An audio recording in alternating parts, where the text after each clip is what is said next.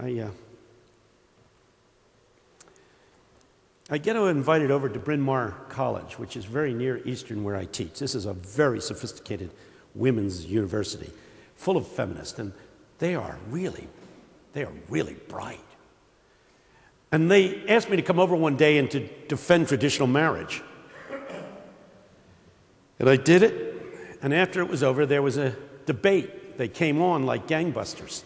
Now, people, I want to tell you something. I do not lose arguments for 3 reasons. Number 1, I'm loud. Hard to beat somebody who's loud. Secondly, I talk fast. A fast-talking, loud person, very difficult to handle. And the third thing is that when I speak, I spit. Between being loud and fast and spitting, people back off. Not the women at Bryn Mawr. They closed in and invaded my personal space, and they were arguing so brilliantly against traditional marriage, I felt myself going down for the count of 10. And then I remembered. I said, let me tell you about a friend of mine, Dale Moody. He describes with eloquence the day his mother died. She slipped off the chair after breakfast, fell on the floor. Her husband of 54 years swept her up, ran from the house before anybody could even catch him, plunked her in the front of the pickup truck and down the lane and onto the highway. But she was dead on arrival.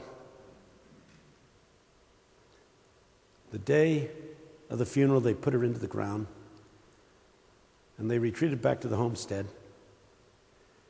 And Dale said, my brother and I, both of whom were philosophy teachers,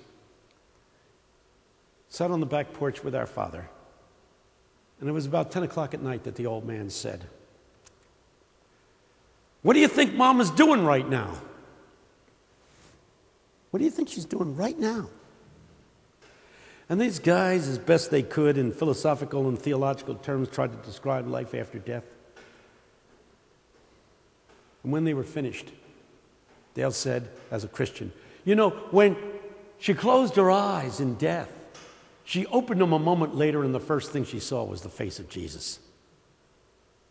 The old man in the rocking chair said, oh, that will be glory for me, glory for me, glory for me. When by his grace I shall look on his face, that will be glory, glory for me. Take me back to the cemetery. They said, it's 10:30 at night. He said, you don't argue with a man who's just buried his wife of 54 years. So they went back, and the man checked out the grave and made sure the flowers were just right. And he stood back. And he took one son in one arm and one in the other, and he said, you know, boys, it was a good day. It ended just the way I wanted it to end. Your mother went first. I hope you understand that, boys. When two people really care about each other, each wants the other one to die first, because you don't want the other one to have to go through the pain of putting you in the grave. She went first. I have to bear the burden. And then he stood back and hugged them closely, and he said, you know, boys, we can go home now. We can go home now. It's been a good day. All in all, boys, it's been a very, very good day. And when I finished telling that simple story, there was dead silence. And I knew, as I looked at these young women, that I had them. And I said, you couldn't possibly understand what those two old people had created between them through commitments that transcends your romanticism.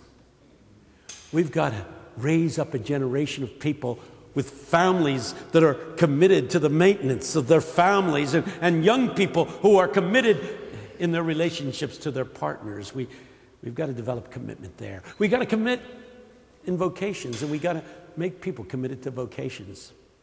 I just saw the figures yesterday. 57% of Americans hate their jobs. 57%. Because they were sold a fallacious bill of goods. They were told in school something very, very evil.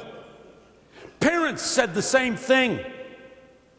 Parents said to them, go to school. I know what you told them in cold water.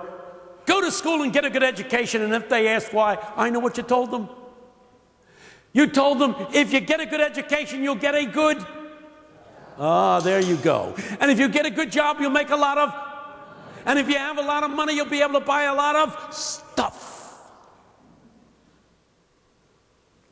They should go to school. They should get a good education.